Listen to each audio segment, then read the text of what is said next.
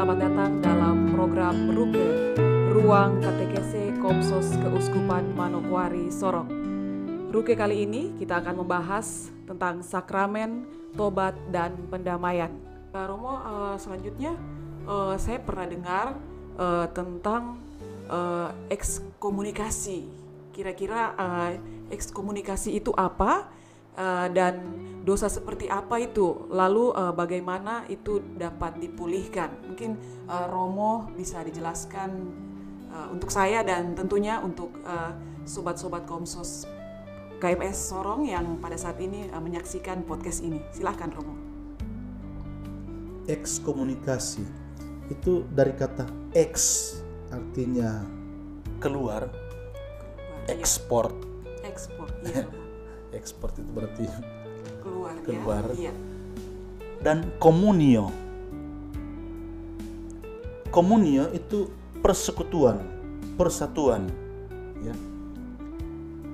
Apakah ekskomunikasi berarti orang dikeluarkan dari persekutuan? Tidak. Bukan orang dikeluarkan, tapi perbuatan orang, orang yang melakukan perbuatan-perbuatan tertentu membuat dirinya terlempar keluar dari persekutuan. Jadi sebenarnya ekskomunikasi bukan pertama-tama penghukuman baginya, tetapi dia sendiri yang karena perbuatan-perbuatannya dia melemparkan diri keluar. Nah, tapi di sini butuh dua hal. Yang pertama, deklarasi atau pernyataan bahwa seseorang memang melemparkan dirinya keluar karena perbuatannya. Deklarasi itu atau keputusan tersebut harus dinyatakan oleh pihak yang berwenang. Ya, pihak yang berwenang itu ya paus atau lembaga yang dikuasakan untuk itu. Untuk itu ya, Romo ya. Tentu semua ada prosesnya. Ada tahapan peringatan, ya. Ada peringatan 1, peringatan 2. Nah, itu perbuatan yang memang butuh deklarasi, butuh pernyataan resmi dari otoritas yang berwenang untuk menyatakan ekskomunikasi. Iya. Tapi ada juga yang lain, yaitu tidak membutuhkan deklarasi, tidak membutuhkan pernyataan resmi dari otoritas berwenang. Inilah yang disebut dengan ekskomunikasi otomatis. Dalam bahasa teknis gereja disebut ekskomunikasi late sententiae. Ya. Nah, perbuatan apa saja yang membuat orang terekskomunikasi dengan deklarasi? Misalnya pengajaran-pengajaran yang tidak bersesuaian dengan ajaran resmi gereja. Ajaran resmi gereja mengatakan begini, tetapi ada imam misalnya atau uskup misalnya yang mengajarkan hal yang lain. Maka butuh pendekatan, butuh peringatan untuk hal itu. Kalau tidak diindahkan, maka deklarasi untuk menyatakan ekskomunikasi akan dijatuhkan untuk itu oleh otoritas gereja yang berwenang. Ya, ya. Nah, tapi ada yang lain, yaitu ekskomunikasi otomatis. Perbuatan dosa, perbuatan salah yang membawa serta bagi dirinya ekskomunikasi, dan ini bersifat otomatis. Apa misalnya? Disebut satu misalnya aborsi yang disengaja. Tindakan aborsi yang disengaja. Jadi aborsi ada yang terjadi karena ada yang terjadi tanpa ada intervensi manusiawi apapun, maka aborsi yang terjadi secara spontan. Tapi ada juga aborsi yang terjadi disengaja, direncanakan, memang ditargetkan.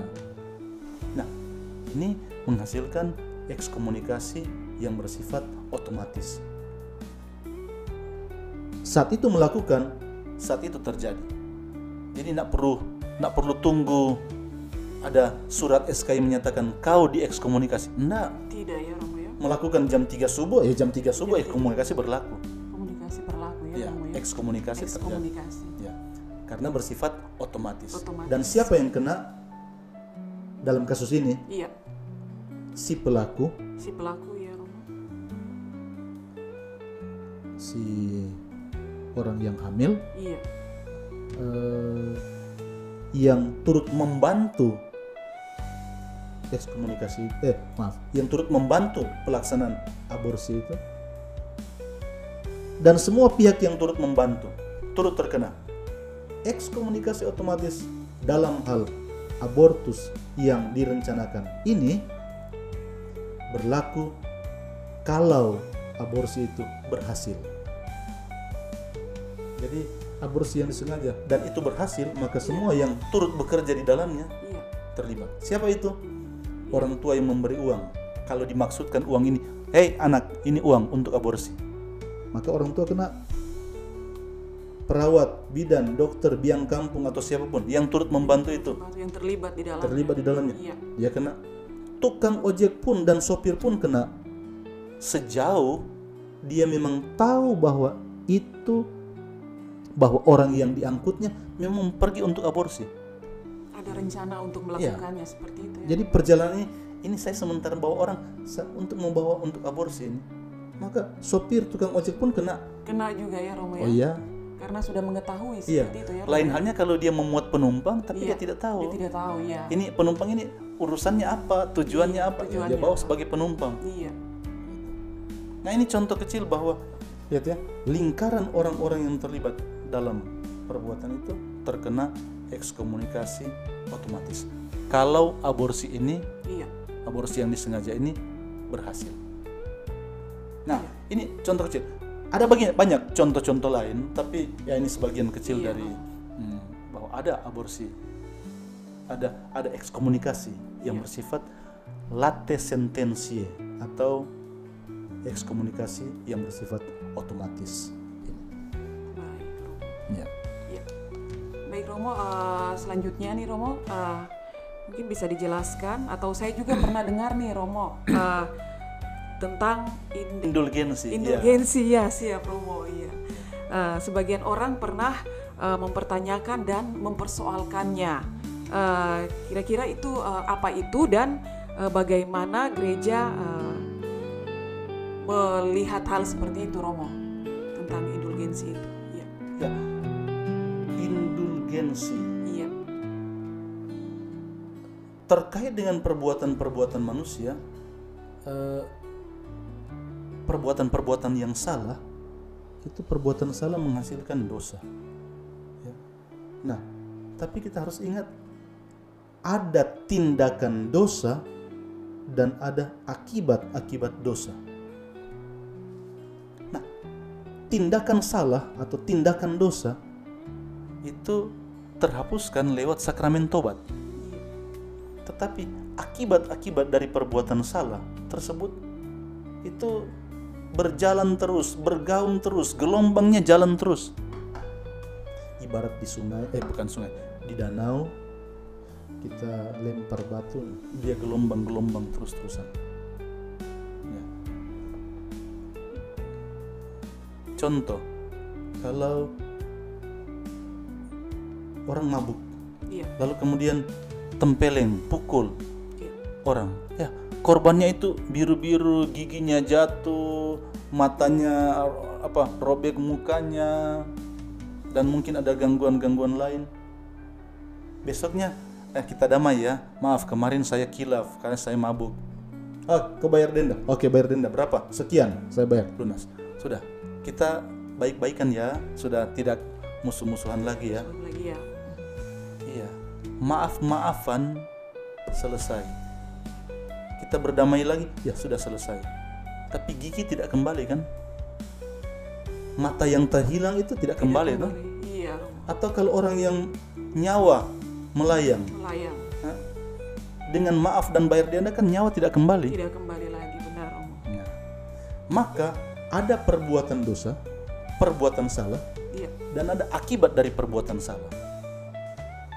Nah, bagaimana membereskan hal ini? Hanya di dalam gereja Katolik tersedia sarana penghapusan dosa, dan hanya dalam gereja Katolik tersedia sarana penghapusan atas akibat-akibat dosa. Indulgensi itulah penghapusan atas siksa dosa atau akibat-akibat dosa. Penghapusan atas dosa ya Romo Ya, ya. akibat-akibat dosa. Pukul itu lain, tapi gigi jatuh itu soal lain. Soal lain lagi Romo. Tusuk itu lain, tapi nyawa melayang itu soal lain. Soal lain lagi ya. Nah, jadi kita harus bedakan antara tindakan salah di satu pihak dan akibat-akibat dari tindakan salah tersebut. Nah, gereja melayani bidang ini dengan indulgensi. Iya. Ada indulgensi sebagian, ada indulgensi penuh. Nah, ada syarat-syaratnya. Untuk memperoleh indulgensi itu ada syarat-syaratnya, yaitu sakramen tobat. Yang kedua, perayaan Ekaristi, mengikuti perayaan Ekaristi, dan yang ketiga, mendoakan ujud-ujud Sri Paus. Ujud-ujud Sri Paus itu bisa diketahui dari bisa lihat di kalender Iya. penanggalan liturgi gereja. Iya. Setiap bulan ujudnya berubah, ujudnya Tidak sama ya tidak Romo. sama. Nah,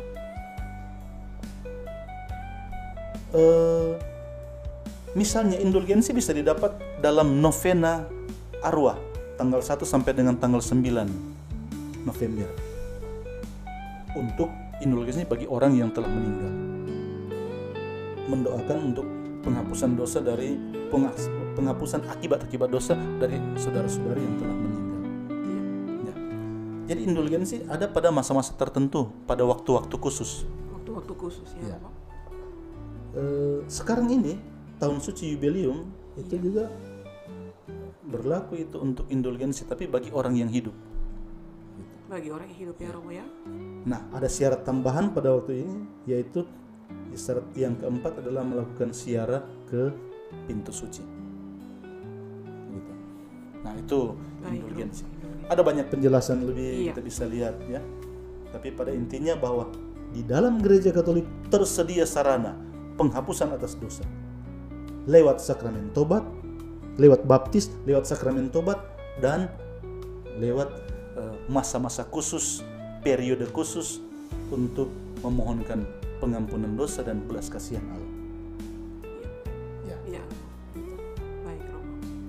Baik Romo, selanjutnya tahun ini dicamkan sebagai tahun suci jubileum ya Romo ya. Ya.